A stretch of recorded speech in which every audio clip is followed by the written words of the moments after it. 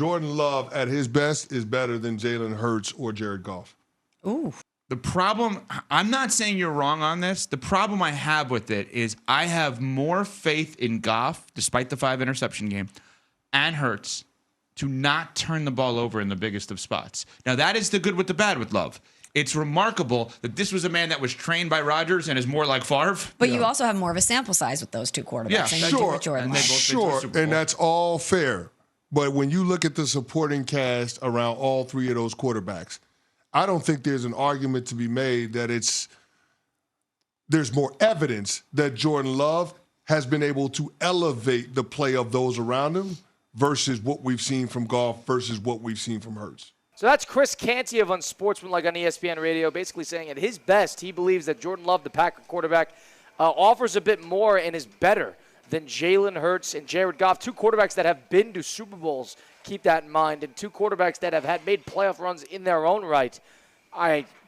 For Jordan Love to be in his second season, essentially, after sitting around for 3 seasons behind Aaron Rodgers, and for us to declare this, I think is a little premature. I think that he has an opportunity to offer a little bit more than what the Jared Goffs and Jalen Hurts does of the world. But I think this is a completely unfair assessment to declare that Jordan Love already is better than Jalen Hurts and Jared Goff, two quarterbacks who have outplayed Mahomes in big spots in their own past, in their playoff spots. So from that, even Jalen Hurts in the Super Bowl played better than Mahomes in that game, lost the game, but it was an offensive-minded game.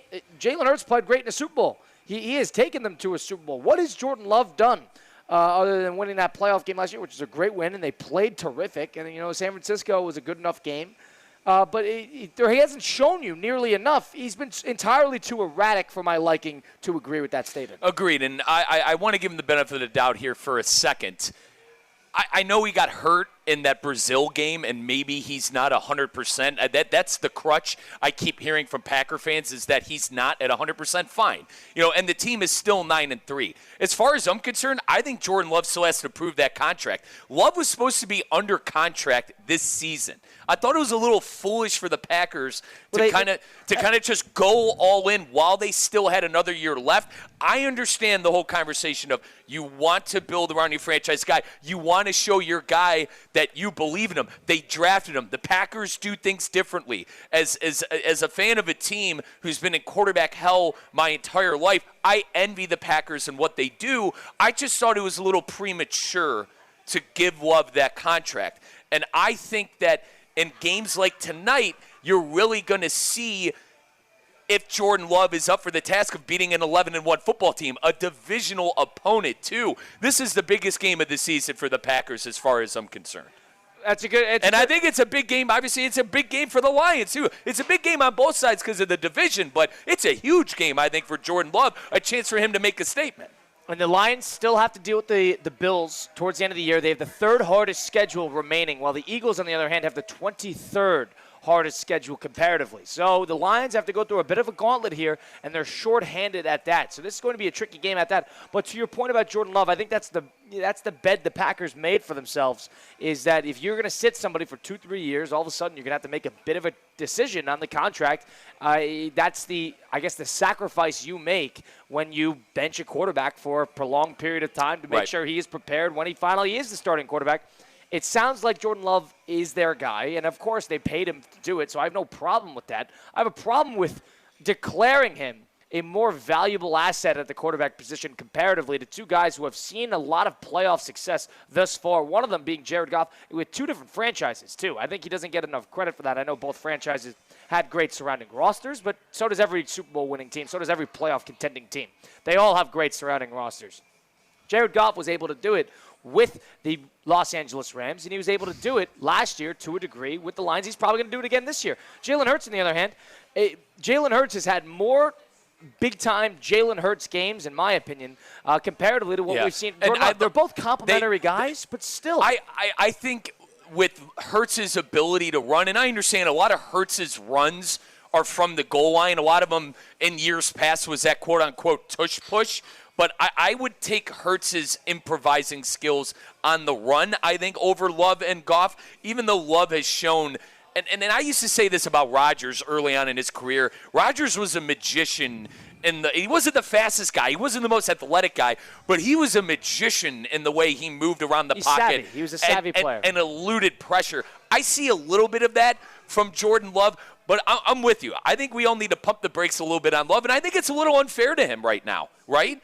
I mean, he's played a year and a half of NFL football. He's started a year and a half of NFL football so far, and I think what Packer fans kind of are ignoring a little bit too. I mean, the Malik kid looked well. Malik Willis was the quarterback of this team and was able to win games. I understand that both of them were at home, but I don't want to say it's a plug-and-play offense. I think that'd be a little unfair to Love too. But I think it's unfair to him for us to go to these lengths for him right now. Let's give him a couple more years and check back in.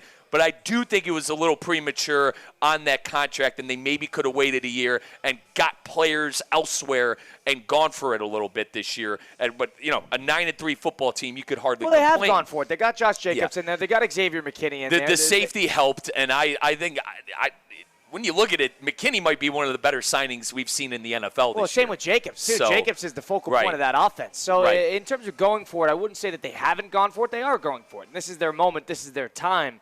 The one thing that the Packers, I think, have questions at is if you're the Green Bay Packers and your whole mantra is you're going to pay the quarterback and you're going to kind of figure it out at receiver with the lower draft picks and Dobbs and Dontavian Wicks and Jaden Reed and Christian Watson, you got a plethora of different assets to utilize. Yep. And all of a sudden, when it doesn't work, Packers are second in the league in drops. They have 28 drops, only behind the Cleveland Browns in that regard. Right. So in a big game, when the receivers start letting you down a little bit, not getting the separation you're used to, or just not making a big play towards the end of the year, is this going to be a Jordan Love problem? Is this going to be a Packer construction problem? Is this going to be the Aaron Rodgers complaint that he doesn't have enough receivers? What is this going to be? Or is this going to be Jordan Love is a little erratic, which he has been to this point in this season? Yeah, and Jared Goff has proved that he could be a good game manager. I mean, it got McVay and the Rams all the way to the Super Bowl.